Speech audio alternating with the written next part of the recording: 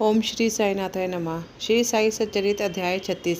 आश्चर्यजनक कथाएं गोवा के दो सज्जन श्रीमती औरंगावादकर। इस अध्याय में गोवा के दो महानुभावों श्री औरंगावादकर की अद्भुत कथाओं का वर्णन है। गोवा के दो महानुभाव। एक समय गोवा से दो महानुभाव श्री साई बाबा के दर्शनार्थ शिरडी आए। उन्होंने आकर उन्हें नमस्कार किया। यद्यपि वह दोनों एक साथ ही आए, फिर भी बाबा ने केवल एक ही व्यक्ति से 15 रुपये दक्षिणा मांगी, जो उन्हें आधा से ही दे दी गई। दूसरा व्यक्ति भी उन्हें सहज 35 रुपये दक्षिणा देने लगा, लेकिन उन्होंने उसकी दक्षिणा लेना अस्वीकार कर दिया। लोगों को बड़ा आश्चर्य हुआ। उस समय श्यामा भी वहां उपस्थित थे। उन्होंने कहा, देवा, यह क्या? ये दोनों एक साथ तो आए हैं। इनमें से एक की दक्षिणा तो आप स्वीकार करते, दूसरों को अपनी इच्छा से भेंट दे रहा है, तो उसे स्वीकृत कर रहे हैं। यह भेद क्यों होता? बाबा ने उत्तर दिया कि श्यामा, तुम नादान हो। मैं किसी से कभी कुछ नहीं लेता। ये तो मस्जिद माई ही अपना ऋण मांगती हैं, और इसलिए देने वाला अपना ऋण चुकता कर मुक्त हो जाता है। क्या मेरे कोई घर संपत्ति या बाल बच्चे हैं जिनके लिए मुझे कोई चिंता हो? मुझे तो किसी वस्तु की आवश्यकता नहीं है। मैं तो सदा स्वतंत्र हूँ। ऋण, शत्रुता तथा हत्या, इन सबका प्रायश्चित अवश्य करना पड़ता है, और इनमें से किसी प्रकार की भी छुटकारा संभव नहीं है। तब बाबा अपने विशेष ढंग से इस प्रकार कहने लगे। अपने जीवन के पूर्वार्ध में महाशय निधन थे। इन्होंने ईश्वर से प्रतिज्ञा की थी कि मुझे सरकार नौकरी मिल गई तो मैं एक माँ का वेतन तुम्हें अर्पण कर दूंगा। इन्हें 15 रुपये माहवार की एक नौकरी मिल गई। फिर उत्तरोत्तर उन्नति होने के बाद 30, 60, 100, 200 और अंत में 700 रुपये तक मासिक वेतन हो गए। परंतु स्मृति पाकर वे अपना वचन भूल गए, उसे पूरा न कर सकते। अब अपने शुभ कर्मों के प्रभाव से इन्हें यहाँ तक पहुँचने का सौभाग्य प्राप्त हुआ है। अतः मैंने इनसे केवल 15 रुपये ही दक्षिणा मांगी, जो इनके पहले माह की पगार थी। दूसरी कथा। समुद्र के किनारे घूमते घूमते मैं एक भव्य महल के पास पहुंचा और उसके दलान में विश्राम करने लगा। उस महल के ब्राह्मण स्वामी ने यथाचित मेरा स्वागत, मुझे बढ़िया स्वादिष्ट पदार्थ खाने को दिए। भोजन के उपरांत उसने मुझे अलमारी के समीप के वो स्वच्छ स्थान शयन के लिए बतला दिया। मैं वहीं सो गया। जब मैं प्रगट निद्रा में था तो उस व्यक्ति ने पत्थर खिसकाकर दीवार में से डाली, और उसके द्वारा भीतर घुसकर उसने मेरा खीसा कतर लिया। निद्रा से उठने पर मैंने देखा कि मेरे 30,000 रुपये चोरी हो गए। मैं बड़ी विपत्ता में फंस गया और दुखित होकर रोता बैठ गया। केवल नोट ही नोट चुरा लिए थे। इसमें से मैंने सोचा कि ये कार्य उस ब्राह्मण के अतिरिक्त और किसी का नहीं है। मुझे खाना पीना कुछ भी अच्छा न लगा, और मैं एक पखवाड़े तक दलान में ही बैठे बैठे चोरी का दुख मनाता रहा। इस प्रकार 15 दिन व्यतीत होने पर रास्ते से चले जाने पर एक वकील ने मुझे दुख से बिलखते देखकर मेरे रोने का कारण पूछा। तब मैंने सब हाल के उससे कह सुनाया। उसने मुझसे कहा कि यदि तुम मेरे आदर्शानुसार आचरण करोगे, तुम्हारा चुराया हुआ धन वापस मिल जाएगा। मैं एक फकीर का पता तुम्हें देता हूँ, तुम उसकी शरण में जाओ। उसकी कृपा से तुम्हें तुम्हारा धन पुण्य मिल जाएगा, परंतु जब तक तुम्हें अपना धन वापस नहीं मिलता, उस समय तक तुम अपना प्रिय भोजन त्याग दो। मैंने उस फकीर का कहना मान लिया। मैंने चुराया धन मिल गया। जब मैं समुद्र पर आया तब वहाँ एक जहाज खड़ा था, जो यात्रियों से टसाटस भरा था। भाग्यवश वहाँ एक उदार प्रकृति वाले चपरासी की सहायता से मुझे एक स्थान मिल गया। इस प्रकार मैं दूसरे किनारे पर पहुँचा। वहाँ से मैं रेलगाड़ी में बैठकर मस्जिद में ही आ पहुँचा। कथा समाप्त होती ही बाबा ने श्यामा से इन स्थितियों को अपने साथ ले जाने और भोजन का प्रबंध करने को कहा। तब श्यामा उन्हें अपने घर ले गए और बाबा की कहानी भोजन कराया। भोजन करते समय हमर ने उनसे कहा कि बाबा की कहानी बड़ी ही रहस्यपूर्ण है। क्यों ना तो वो तो कभी समुद्र की ओर गए, और ना ही उनके 30,000 रुपये थे। उन्होंने ना कभी यात्रा की, ना किसी की रकम चुराई, और ना वापस आई। फिर श्यामा ने उन लोगों से पूछा, आप लोगों को कुछ समझ में आया? इसका अर्थ क्या है? दोनों अतिथियों की चिंगदियाँ बन गई। उनकी आंखों में से आंसू की धारा बहने लगी। उन्होंने रोते रोते कहा, बाबा तो सर्वव्यापी अनंत परब्रह्म समरूप है। जो कथा उन्होंने कही है वह बिल्कुल हमारी ही कहानी है। वह हमारे ऊपर बीत चुकी है। यह महान आश्चर्य है कि उन्होंने ये सब कैसे ज्ञात हो गया। भोजन के उपरांत हम इसका पूरा विवरण आपको सुनाएंगे। भोजन के पश्चात पान खाते समय उन्होंने अपनी कथा सुनाना प्रारंभ कर दिया। उनमें से एक कहने लगा, घाट में एक पहाड़ी स्थान पर हमारा निवास स्थान है। मैं अपने जीवन निर्वाह के लिए नौकरी ढूंढने गोवा आया था। तब मैंने भगवान दत्तात्रेय को वचन दिया कि यदि मेरे को नौकरी मिल गई तो मैं तुम्हें एक माह की पगार भेंट चढ़ाऊंगा। उनकी कृपा से 15 रुपये मासिक की मेरे को नौकरी मिली।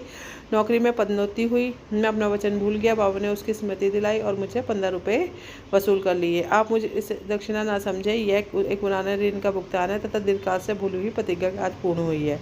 शिक्षा।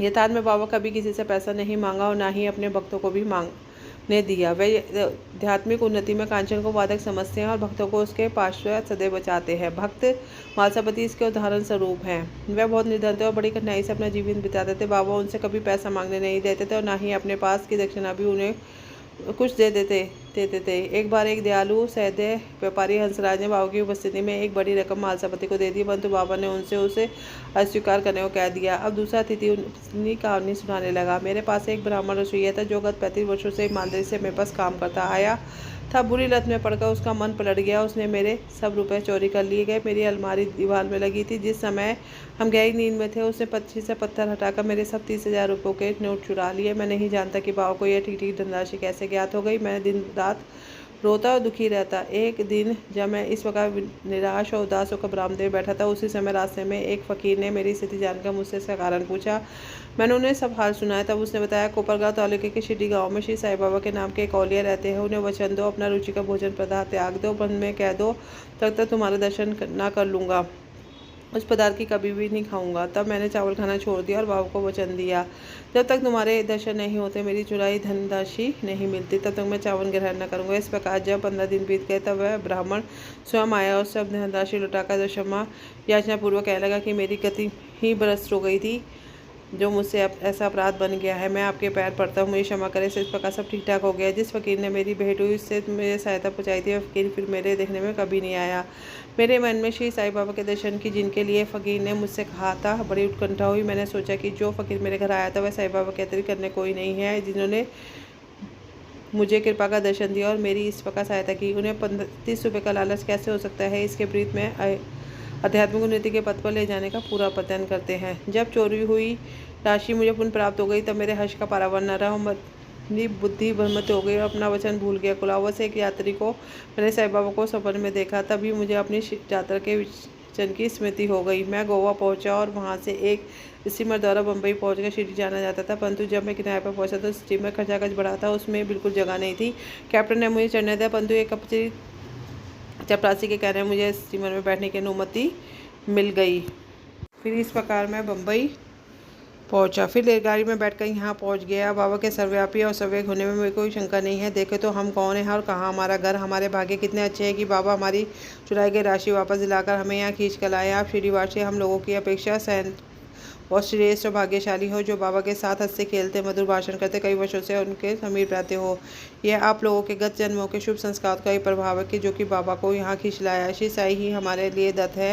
उन्होंने ही हमसे प्रतिज्ञा कराई तथा जहाज में स्थान दिलाया और हमें यहाँ लाकर अपनी सर्वव्यापकता और सर्वज्ञता का अनुभव कराया। श्रीमती औरंगाबादकर सोलापुर के सखाराम औरंगाबाद की पत्नी 27 वर्ष की दीर्घ अवधि के पश्चात निसंतान ही थी। उन्होंने संतान प्राप्ति की निमित्त देवी देवताओं के सामने बहुत मान्यता रखी, परंतु वह उनकी मनोकामना सिद्ध न हुई। तब वह सर्वथा निराश होकर अंतिम पतन करने के थे अपने सौतेले पुत्र श्री विश्वनाथ को साथ ली आई। वहाँ बाबा की सेवा का 2 मारों की। तभी जब वह मस्जिद को जाती तो बाबा को भक्तगण से घिरे हुए पाती। उनकी इच्छा बाबा से कान में भेंट करने की, संतान प्राप्ति के लिए प्रार्थना करने की थी, परंतु कोई योग्य अवसर उनके हाथ न लग सका। अंत में उन्होंने श्यामा से कहा, जब बाबा कान में बैठे तो मेरे लिए प्रार्थना करें। श्यामा ने कहा कि बाबा का तो खुला द्वार है, फिर भी यदि तुम्हें ऐसी इच्छा है तो मैं अवश्य पतन करूंगा, परंतु यश देना तो ईश्वर के हाथ में। भोजन के समय तुम आंगन में नारियल और उदबत्ती लेकर बैठना और तब मैं संकेत करूँ तो कड़ी हो जाना।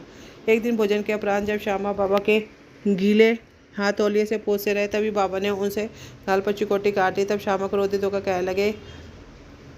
कहने लगे कि देवा, यह क्या आपके लिए उचित है कि आप इस प्रकार हमारे गाल पर चकोटी काटे? मुझे ऐसे शरारती देव की बिल्कुल आवश्यकता नहीं जो इस प्रकार आचरण करे।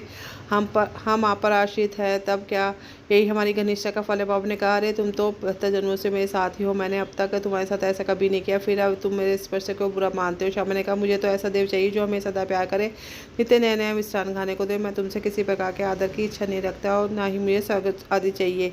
मेरे तो विश्वास तुम्हारे चरणों में ही जागृत है, यही मेरी अभिलाषा है। तब बाबा बोले कि हाँ, सचमुच मैं इसलिए यहाँ आया हूँ। मैं सदैव तुम्हारा पालन और उद्धार पोषण करने आया हूँ, इसलिए मुझे तुमसे अधिक स्नेह है।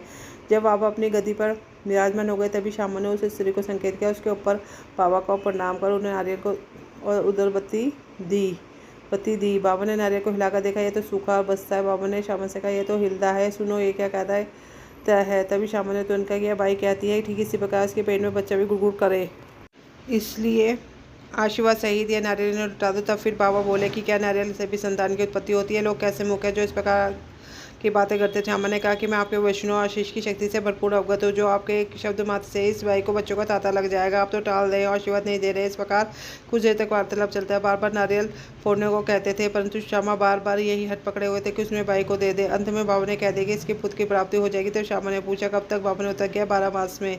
तब नारियल को तोड़कर उसके 2 टुकड़े किए गए। भक्तों ने खाने को दिया, दूसरा भाग उसी को दे दिया। तब श्यामल ने उस भाई से कहा कि प्रिय बहन, तुम मेरे वचनों को साक्षी मान। यदि 12 मास के भीतर तुम्हें संतान नहीं तो इस देव के सिर पर ही नारियल फोड़कर तुम्हें इस मस्जिद से निकाल दूंगा।